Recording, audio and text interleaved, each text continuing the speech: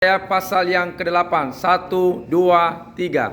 Berfirmanlah Tuhan kepadaku, ambillah sebuah batu tulis besar dan tuliskanlah di atasnya dengan tulisan biasa, Mahes dalam Asbas.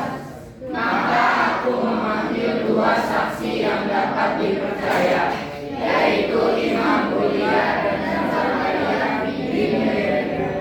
Kemudian aku menghampiri istriku. Dia mengandung dan melahirkan seorang anak laki-laki. Lalu berfirmanlah Tuhan kepadaku, namailah dia Mahes dalam Asbas.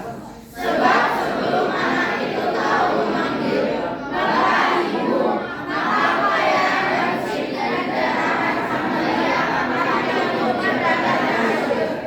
Tuhan melanjutkan lagi firman-Nya kepadaku, oleh karena bangsa ini telah menolak keistimewan yang mana-mana dan telah tawar hati terhadap perjanjian anak mereka.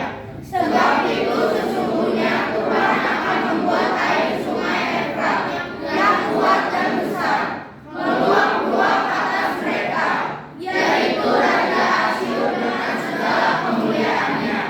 Air ini akan meluap melampaui segenap salurannya, dan akan mengalir melampaui segenap tebingnya, serta menerobos masuk ke Yehuda, ibarat banjir yang meluap-luap hingga sampai ke leher, dan sayap-sayapnya yang dikembangkan akan menutup seantero negerimu, yaitu ketahuilah, hai bangsa-bangsa, dan terkejutlah, perhatikanlah segala pelosok bumi. Berikat pingganglah dan terkejutlah. Berikat pingganglah dan terkejutlah. Buatlah rancangan, tetapi akan gagal juga.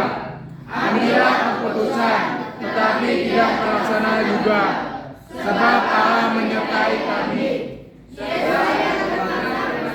Kepadaku, ketika tangannya menguasai aku,